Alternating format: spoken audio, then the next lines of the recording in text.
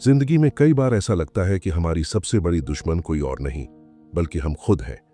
वो सपने जो पूरे नहीं हुए, वो आदतें जो रोज हमें पीछे खींचती हैं, और वो आवाज जो हर बार कहती है तू नहीं कर सकता।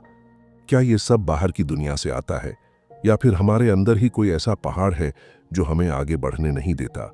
तो चलिए आज एक ऐसा सफर शुरू करते हैं जहां हम उस पहाड़ को पहचानेंगे, जिसे हमें फतह नहीं करना बल्कि बदलना है, क्योंकि वो पहाड़ कोई और नहीं, आप खुद हैं। कई किताबें हमें बताती हैं कि हमारी समस्याओं का हल बाहर है, समय की कमी, पैसे की कमी, लोगों की कमी। लेकिन ब्रियाना विस्ट इस किताब में कहती हैं, अगर आप बार बार जिंदगी में एक ही जगह फंस जाते हैं तो शायद वो जगह कोई और नहीं, आप खुद हैं। सेल्फ सैबोटाज, खुद को ही रोकना। सेल्फ सैबोटाज यानी खुद के खिलाफ काम करना एक ऐसा व्यवहार है जिसमें हम जानते हैं कि हमें क्या करना चाहिए, लेकिन फिर भी हम वही चीजें करते हैं जो हमें नुकसान देती हैं। आपने भी ये महसूस किया होगा, कोई रिश्ता जो आपको तोड़ रहा है फिर भी आप उसमें बने रहते हैं। कोई आदत जो आपको नीचे गिरा रही है फिर भी आप उसे छोड़ नहीं पाते। कोई सपना जो आपके दिल में है लेकिन डर की वजह से आप उस तरफ एक कदम भी नहीं बढ़ाते। ब्रियाना कहती है, ये सैबोटाजिंग बिहेवियर आपके भीतर छुपी भावनात्मक पहचानों, इमोशनल पैटर्न्स और अनसुलझे जख्मों से आता है। हम क्यों खुद को रोकते हैं? इस सवाल का जवाब भावनाओं में छुपा है, तर्क में नहीं। जब बचपन में आपको बार बार नकारा गया हो तो आप खुद पर भरोसा करना भूल जाते हैं। जब आपने किसी पर भरोसा किया और उन्होंने तोड़ दिया तो आप खुद को भी चोट से बचाने के लिए अपनी क्षमता को दबा देते हैं। सेल्फ सैबोटाज कोई आलस नहीं है, ये हमारी आत्म सुरक्षा प्रणाली है जो कभी जरूरी थी पर अब जिंदगी में बाधा बन चुकी है।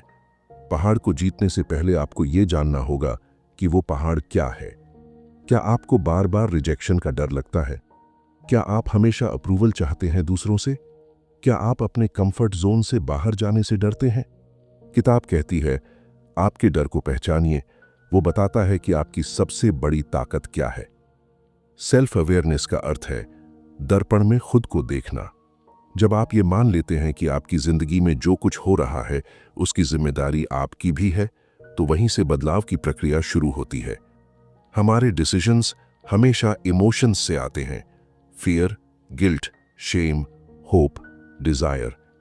कई बार हम दूसरों को खुश करने के लिए अपनी जिंदगी का रास्ता बदल लेते हैं। कभी गिल्ट के कारण खुद को सजा देते हैं, मैं इस खुशी के लायक नहीं हूं। ब्रियाना बताती हैं कि अगर आप अपनी भावनाओं को दबाते रहते हैं तो वो आपकी सोच और व्यवहार को चुपचाप कंट्रोल करती है। सॉल्यूशन, भावनाओं से भागो नहीं, उन्हें सुनो। भावनाएं हमें डायरेक्शन देती हैं। डर कहता है कि आप कुछ नया करने वाले हो। गुस्सा बताता है कि कोई सीमा लांघी गई है। दुख बताता है कि आपको हीलिंग की जरूरत है। जब आप अपनी इमोशंस को समझना शुरू करते हैं तब आप अपने अंदर के उस पैटर्न को भी देख पाते हैं जो बार बार आपको रोक रहा था। ट्रांसफॉर्मेशन कोई एक रात का चमत्कार नहीं है, ये एक धीरे धीरे उठाया गया कदम है। हर बार जब आप अपने कंफर्ट जोन से बाहर निकलते हैं, जब आप अपने अंदर झांक कर अनकंफर्टेबल सवाल पूछते हैं, आप एक चट्टान और पार कर लेते हैं। ब्रियाना कहती हैं, you are not here to fix yourself, you are here to discover yourself. इसका अर्थ है आपको खुद को बदलना नहीं है बल्कि उन्हें याद करना है जो आप हमेशा से थे, लेकिन जिंदगी की चोटों ने उन्हें ढक दिया। 1. ट्रिगर्स को पहचानो, कौन सी बात, कौन से लोग या अनुभव आपको बेचैन करते हैं। 2. जर्नलिंग, हर रोज अपनी भावनाओं को लिखना शुरू करो, नाम दो हर इमोशन को। 3.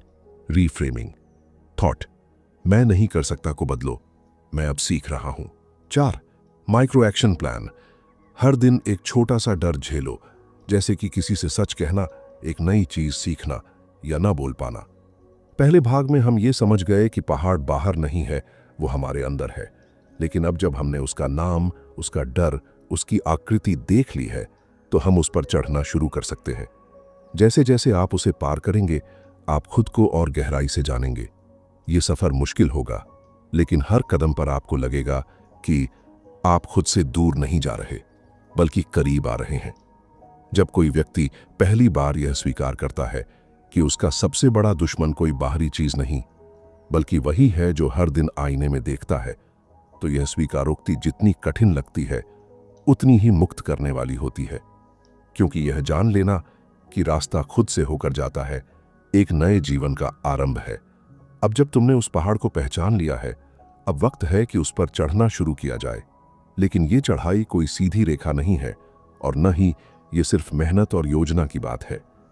यह चढ़ाई अपने ही अंदर की गहराइयों में उतरने का साहस है, उस जगह जहां पुराने घाव अब भी ताजा हैं, जहां कुछ भावनाएं अब भी चीख रही हैं और जहां डर अब भी बैठा है अपनी जगह पर मजबूती से।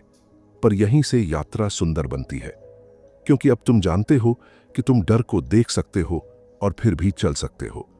तुम जानते हो कि दर्द को महसूस करना अब कमजोरी नहीं, बल्कि यह साबित करता है कि तुम जीवित हो, सच में, गहराई से।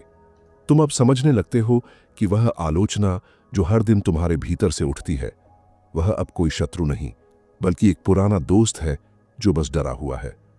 और वह दोस्त बस तुम्हारे साथ चलना चाहता है, तुम पर हावी नहीं होना। सच्चा परिवर्तन तब आता है जब तुम अपने भीतर के उस डर से लड़ने की जगह उसे सुनने लगते हो, क्योंकि हर डर के पीछे एक अनमेट नीड होती है। कोई चाहत जो कभी पूरी नहीं हुई, कोई सुरक्षा जो कभी नहीं मिली। और जब तुम डर से बात करना शुरू करते हो, तब तुम उसके नीचे दबे संदेश को सुन पाते हो कि अब समय आ गया है आगे बढ़ने का, कि अब समय आ गया है हीलिंग का। और हीलिंग कोई सीधा प्रोसेस नहीं है, ये कोई चेकलिस्ट नहीं कि तुम ये करो वो करो और फिर तुम ठीक हो जाओगे। नहीं, हीलिंग मैसी होती है। ये कभी चीख बनकर बाहर आती है, कभी मौन बनकर अंदर ही सुलगती है। कभी लगेगा कि अब तुमने सब पा लिया है, और अगले ही दिन ऐसा लगेगा जैसे फिर वहीं लौट आए हो जहां से शुरू किया था।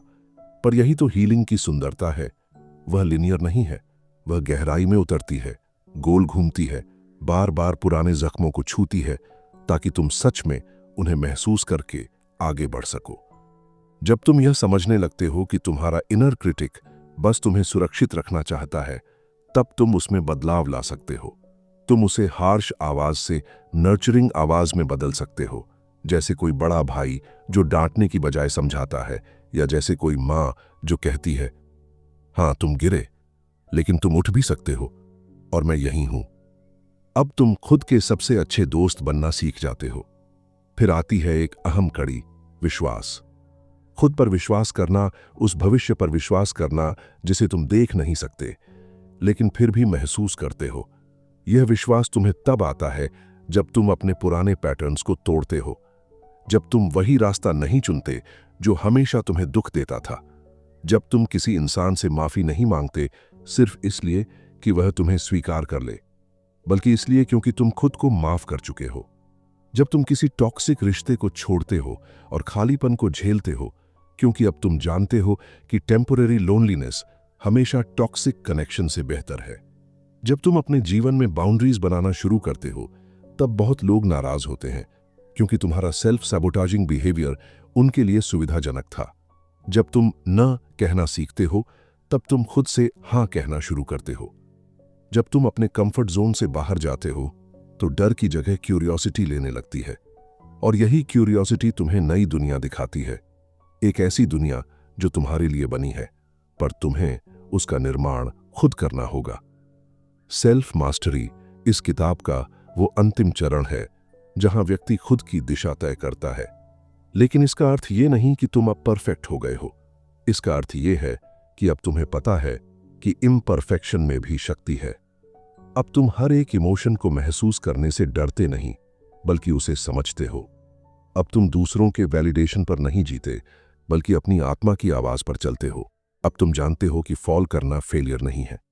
अब तुम जानते हो कि क्राइंग कमजोरी नहीं, बल्कि उस दर्द का सम्मान है जिसे तुमने दबा रखा था। अब तुम जानते हो कि हीलिंग और ग्रोथ एक दूसरे से उलझी हुई प्रक्रियाएं हैं, कोई भी एक समान नहीं होती। इस किताब का आखिरी संदेश यही है कि तुम ही वो पहाड़ हो जो तुम्हें चढ़ना है, और जब तुम उस चोटी पर पहुंचोगे तो तुम्हें कोई और नहीं मिलेगा सिवाय खुद के। और तुम मुस्कुराओगे, क्योंकि तुम्हें वो इंसान मिल गया जिसे तुमने सबसे ज्यादा खोया था, खुद को। हर वो इंसान जो खुद से भाग रहा है, एक दिन खुद से टकराता है, और वो टक्कर ही सबसे बड़ा मोड़ बनती है जिंदगी का। द माउंटेन इज यू हमें यही सिखाती है कि खुद से लड़ने की जगह खुद को समझो, खुद को दंड देने की जगह खुद से प्रेम करो। और जब तुम खुद से प्रेम करना सीख जाओगे, तब तुम दुनिया से वो पाने की जरूरत नहीं समझोगे जो पहले तुम्हें अधूरा कर देती थी। सुनो, वो पहाड़ तुम्हें रोकने नहीं आया, वो तुम्हें याद दिलाने आया है कि तुम कितना ऊंचा उठ सकते हो। और जब तुम चढ़ते चले जाओगे, थकते हुए, गिरते हुए, तो एक दिन तुम्हारा डर तुम्हारी ताकत बन जाएगा।